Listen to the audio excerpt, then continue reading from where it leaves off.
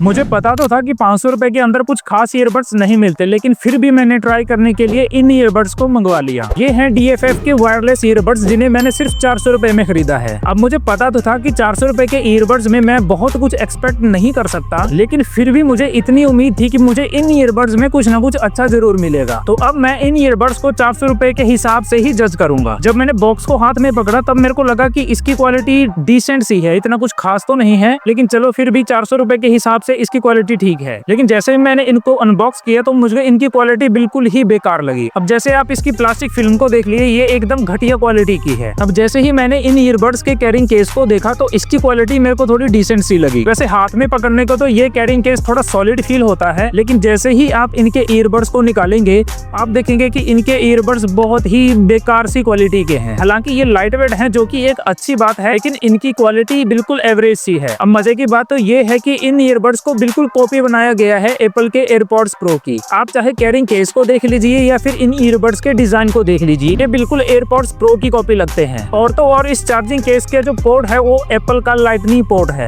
और बॉक्स में जो आपको केबल दी जाती है वो भी एप्पल की लाइटनिंग केबल है। और इन ईयरबड्स के मैग्नेट्स बहुत ही घटिया क्वालिटी के हैं। ये देखिए, आप इनको सिर्फ एक उंगली से ही ऐसे बाहर निकाल सकते हैं। अगर आप इन ईयरबड्स को थोड़ा जोर से ऐसे हिलाएंगे तो ये आपके हाथों में गिर के आ जाएंगे। अब इन ईयरबड्स की अच्छी बात तो ये है कि कानों में बहुत अच्छे तरीके से फिट हो जाते हैं, क्योंकि ये ईयरबड्स 45 डिग्री पे टिल्टेड हैं, तो ये कानों में बहुत ही अच्छे तरीके से फिट हो जाते हैं। और आप जितनी मर्जी कोशिश कर लें, ये ईयरबड्स कानों से नहीं निकलते। फिट के साथ साथ इनका कंफर्ट भी डिसेंट सा है। और अगर ये ईयरबड्स आपके कानों में अच्छे से फिट नहीं होते और आप चाहते हैं कि आप इनकी ईयर टिप्स चेंज कर लेंगे, तो वैसा कुछ होने वाला है नहीं, क्योंकि बॉक्स में एक्स्ट्रा ईयर टिप्स दिए ही नहीं है। अब साउंड क्वालिटी की बात करें तो मैं इन ईयरबड्स को कुछ दिनों से यूज कर रहा हूँ, और अगर मैं सच कहूँ तो इनकी साउंड क्वालिटी बिल्कुल ही बेकार है। जैसे ही मैंने इन ईयरबड्स पे पहला गाना सुना, मुझे एकदम से फील हो गया कि इनकी साउंड क्वालिटी बहुत ही ज्यादा कंप्रेस्ड है। चाहे इसके वोकल्स हो, ट्रेबल्स हो या फिर बेस, इसके साउंड क्वालिटी बहुत ही ज्यादा दबी हुई फील होती है। अगर आपने कभी 50 या 100 रुपए के ईयरफोन्स यूज किए हैं तो शायद आप समझ पा रहे होंगे कि इनकी साउंड क्वालिटी कैसी होगी। अब क्योंकि इसमें वोकल्स एकदम कंप्रेस्ड फील होते हैं तो वो नेचुरल लगते ही नहीं है। इसके अलावा कंप्रेस्ड साउंड की वजह से इसके ट्रेबल एकदम मिसिंग है। अब हालांकि इनमें बेस आपको थोड़ा सा फील होगा, लेकिन वो अच्छी क्वालिटी का बिल्कुल भी नहीं है। अब एक चीज मेरे को इंटरेस्टिंग लगी कि इसके बॉक्स पे लिखा गया था 100% ANC, तो मेरे को लगा शायद इन ईयरबड्स में आपको ANC मिलेगा, तो मैं उसकी क्वालिटी को एक्चुअल में देखना चाहता था। लेकिन हर चीज चेक करने के बाद मुझे पता चला कि इन ईयरबड्स में ANC है ही नहीं, और बॉक्स के ऊपर जो ANC का स्टिकर लगा है वो सिर्फ बेवकूफ बनाने के लिए है। अब मैंने इन ईयरबड्स से कुछ कॉल भी सुनी, लेकिन कॉल क्वालिटी का भी वैसा ही हाल है। ना ही आपको सामने वाले की आवाज अच्छे से आएगी और ना ही सामने वाले को आपकी आवाज का कुछ खास पता चलेगा। और अगर आप थोड़े से भी नॉइजी एनवायरनमेंट में है तो सिचुएशन तो और भी ज्यादा खराब हो जाती है। अब अगर इसकी बैटरी लाइफ की बात करें तो चार्जिंग केस के साथ इसकी बैटरी लाइफ 40 घंटे तक चल सकती है। अब मैं ऑनेस्टली बोलूं तो मैं 40 घंटे तक इन ईयरबड्स को यूज कर ही नहीं पाया, क्योंकि इनकी साउंड क्वालिटी 40 घंटे तक सहने लायक है ही नहीं। अब शायद आपको ऐसा भी लग सकता है कि मुझे जो प्रोडक्ट मिला है वो डुप्लीकेट है और ये एक्चुअल में DFF का वायरलेस ईयरबड्स है ही नहीं। वेल, मैं आपको बता दूं कि ये ईयरफोन्स मैंने Amazon से लिए हैं और मैंने इनका सेलर बिल्कुल अच्छे से चेक किया है, जो कि DFF ही है। और जिस बॉक्स में मेरे को ये ईयरबड्स मिले थे उसके बाहर भी क्लियरली लिखा गया था कि ये DFF के ही प्रोडक्ट है। मुझे अच्छे से पता था कि इतने सस्ते ईयरबड्स में मुझे कुछ खास नहीं मिलने वाला, लेकिन फिर भी मुझे थोड़ी बहुत अच्छी चीजों की उम्मीद थी। लेकिन DFF के इन वायरलेस ईयरबड्स ने मुझे बहुत ही ज्यादा डिसअपॉइंट किया है। तो मैं आपको रिकमेंड करूंगा कि आप इन ईयरबड्स को बिल्कुल भी ना खरीदें। इसलिए सभी कहते हैं कि अगर आपका बजट 500 का है और आपको अच्छे ईयरफोन्स चाहिए तो आप वायर्ड ईयरफोन्स की तरफ ही जाएं, क्योंकि अगर आप 500 रुपए के वायरलेस ईयरबड्स देखते हैं तो आपको वो कुछ खास नहीं लगने वाले।